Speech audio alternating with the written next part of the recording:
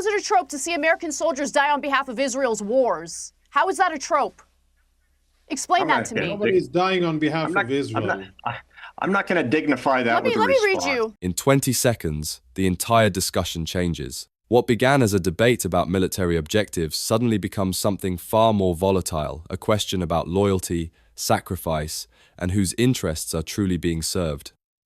This moment is not just emotional. It exposes the central fault line running through this conflict.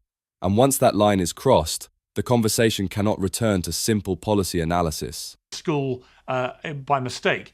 We don't seem to know for sure yet. Do you have any intelligence that can 100% verify what's happened there? No, I've been asked in various fringe networks, and I've done a lot of interviews over the last 2 days and 2.5 days.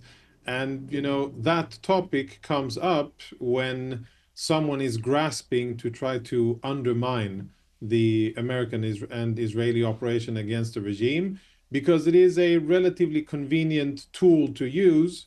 Usually it's not by people who have compassion for civilians, for Iranian schoolgirls, or for Iranians in general, but it's usually for people who have something either against President Trump and his policies, or very often against the state of Israel. So I've looked into it, and so far, kind of a messy situation where I can't really make sense of what happened, whether it's Israel or the US who struck, or whether it's some type of a false flag operation by the IRGC.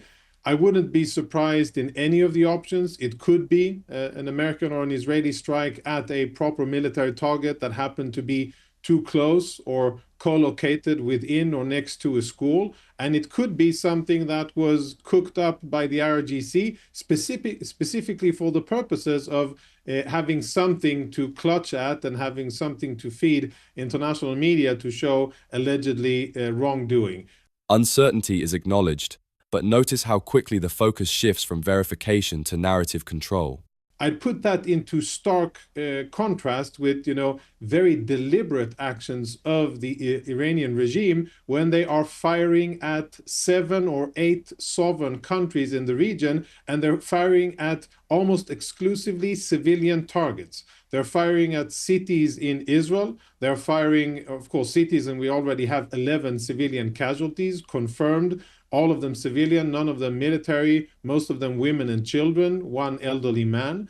They've been killed in various incidents where Iranian missiles have exploded in Israeli cities. We have confirmed deaths in the UAE, in Saudi Arabia, in Kuwait, and a lot of incoming missiles on Cyprus, Jordan, and other locations. And of course, we could speak about this incident, and I'm sure that many people who have issues with Israel would want this to be the story. They would want one errant attack or one unexplained situation to be the headline, because it is it supports the agenda. These are, by the way, the same people who, when Iranians were marching in the streets and being gunned down by the Iranian regime, we didn't hear a lot of them speak about what was going on, and we didn't hear a lot of those people who now allegedly care about Iranian schoolgirls speak about the atrocities of the regime. And it is the typical hypocritical position of so many people. It only depends on who has allegedly done the killing. Doesn't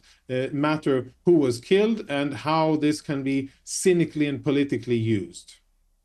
Here, the argument pivots from facts to framing. Who controls the headline determines who controls the moral ground.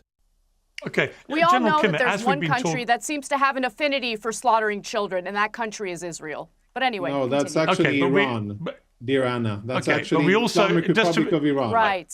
Okay. Yes, we also right. know, I think, from what's happened in Gaza, it is prudent to get to actual facts before we pass too censorious judgment. And I prefer to do that, because I think if we don't, that way madness lies. As we're talking, General Kimmett, President Trump has told the New York Post that he's not ruling out sending US ground troops into Iran if they were necessary. He said Operation Epic Fury was way ahead of schedule by taking out dozens of Tehran's top officials. He said, quote, "I don't have the yips with respect to boots on the ground. There will, like every president says, there'll be no boots on the ground. I don't say that. I say probably don't need them.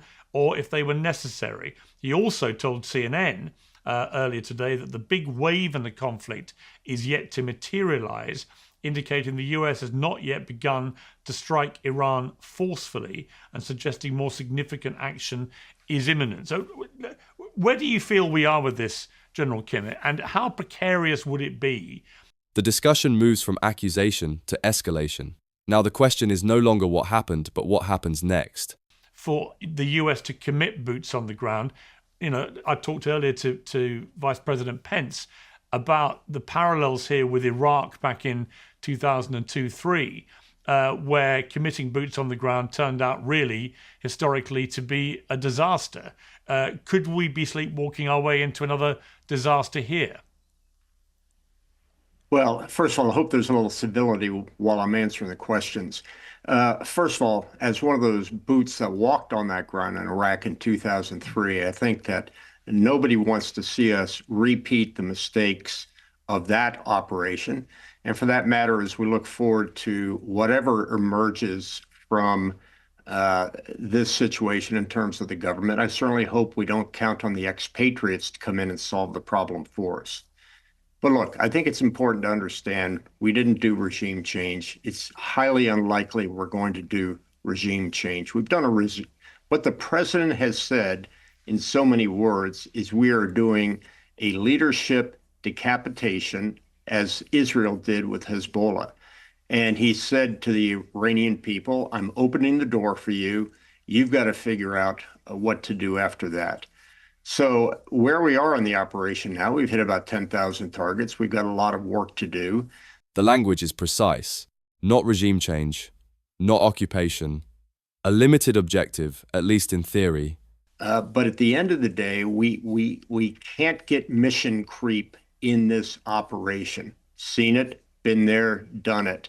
We ought to stick to our end state that we're seeking, which is no nukes, no ballistic missile program of any size, and no proxies, because that was our end state at the negotiating table, and the negotiations failed. We shouldn't be changing our objectives just because we're using military force. The purpose of this military force is to get back to the negotiating table and finally get what three presidents, ever since we've discovered the nuclear program, has tried to get. Now, the fact remains is it's highly unlikely that we're going to see that anytime soon.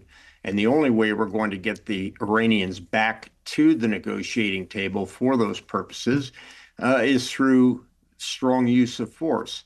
And look, you ask why now? And the very simple answer is, and legally a preemptive strike meets our conditions. Do you want to be facing across from that negotiating table a nuclear armed Iran with long range ballistic missiles? Better to do this now. This is the core justification. Act now to prevent a larger threat later. And just before I go to Glenn Greenwald, when I spoke to Vice President Pence, we talked about the parallels with Iraq, and he was quite scathing about Prime Minister Starmer's reluctance to get involved at the first stage of this operation, refusing to allow Americans to use the bases, the UK bases, and so on. What is your view of that? Because it did seem a marked departure in the normal practice of the UK to allow American forces to do that. Did you think that was a mistake by the UK Prime Minister? Piers, you and I have been around a long time. We went through Iraq together. The fact is, I think that Starmer just did not want to be referred, as Tony was, as the British poodle. So I think what he wanted to do is give it a little bit of time, make it look like this is an independent decision of his, rather than being, we do have a special relationship, but we're not tied at the hips, and Britain is not a proxy for the United States. We knew, particularly if the Iranians started firing back, that Britain would come in the way that the Saudis and the Emiratis have come in. And one last comment. Please quit using the tropes on American soldiers. I've had to bury 7 American soldiers. They went into How the is it a trope? battlefield. How is it a trope? How is it a trope? Allies hesitate. History weighs heavily. Optics matter almost as much as outcomes. How is it a trope to see American soldiers die on behalf of Israel's wars? How is that a trope? Explain that to me. Nobody's dying on behalf of Israel. I'm not going to dignify that with a Let me read response. you. Let me read you what Israeli media has been saying. So, American soldiers came under friendly fire in Kuwait. I don't know if any of them have died. Hopefully, none of them have died. But on Channel 12, Niv Raskin said this: "We need to emphasize this is an incident involving American forces and not, heaven forbid, an incident involving Israeli forces." And why is he What do you have to say to representative that? of anything, Anna?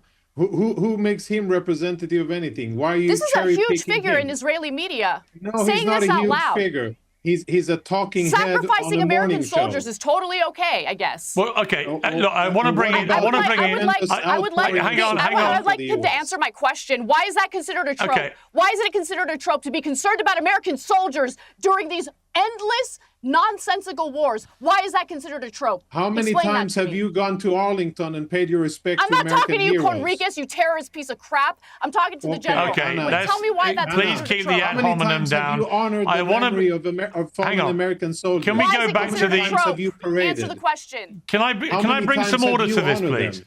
Jonathan, let me conduct the panel, please, because Glenn's been waiting very patiently. Before I come to you, Glenn, and I will give you plenty of time to speak, I can promise you that. General, just explain why you consider that to be a trope. And secondly, I was really struck by this friendly fire incident because I can't remember, I'm sure you will be able to correct me here, but has it ever happened before that 3 American fighter jets have all been downed in a friendly fire incident, apparently here by Kuwaiti forces by mistake, as they went over Kuwaiti airspace? The strategic debate dissolves into personal confrontation, and the cost of war becomes the emotional center. Can you remember 3 American fighter jets going down in friendly fire in one incident? No. And I'm sure those Kuwaiti soldiers that fired those shots will remember that for the rest of their lives. Luckily, none of the soldiers, none of the airmen were killed. They got out of their aircraft alive and relatively unhurt. We call it the fog of war. Yeah. And in relation to the Why is it a trope? fact you think it's a... Yeah, I think, be fair to Anna Kasparian, just answer her question, why you view that as a trope, what she said. I'm not going to dignify it with a response. You just want to smear me Okay. with nonsensical claims, but you can't even answer why you even believe in the smear. What is the trope? You can't answer it, right? I'll tell you Being why, concerned Anna, about because you're Americans a dying on hypocrite. behalf of No, these I wanna ridiculous come to wars Glenn. is apparently a trope. Okay, Everything that the offends general- Israel the is a general- trope. Total hypocrite. Right. That's what Okay, you the are. general... You're a total Listen, hypocrite. the general's chosen not to respond. That's his right. I want to go to Glenn. Glenn, you've been waiting very patiently. Thank you. The phrase fog of war is often used to explain accidents, confusion, and unintended consequences, but it does not answer the larger strategic question now confronting policymakers. Throughout this exchange, 2 fundamentally different philosophies emerged. One argues that decisive force now prevents catastrophe later, that preemption is not aggression, but necessity. The other warns that history consistently underestimates the long-term consequences of limited military action. Iraq was not supposed to become a prolonged entanglement. Afghanistan was not intended to span 2 decades. Yet, initial objectives evolved. What makes this moment distinct is not only the military operation itself, but the domestic fracture it exposes. When a debate shifts from nuclear deterrence to whether American soldiers are fighting someone else's war, public consensus begins to erode. And without consensus, even the most carefully defined mission can expand under pressure. The administration frames this as coercive leverage, strike hard, force negotiations, prevent a nuclear threshold. Critics see escalation dynamics that rarely move in only one direction. Both arguments rest on assumptions about control of objectives, control of escalation, and control of political fallout. The reality is that once military force becomes the primary tool, uncertainty multiplies. Allies recalculate, adversaries adapt, narratives harden. Whether this operation remains limited or evolves into something far larger will depend not just on battlefield outcomes, but on political restraint at home and abroad. History does not repeat itself exactly, but it often rhymes, and that is the question now facing Washington. What do you think? Is this a necessary preemptive move to prevent a nuclear threat or the early signs of another prolonged conflict? Share your perspective in the comments below. If you value calm, analytical breakdowns of major geopolitical events, like this video, subscribe and turn on notifications so you don't miss the next in-depth analysis.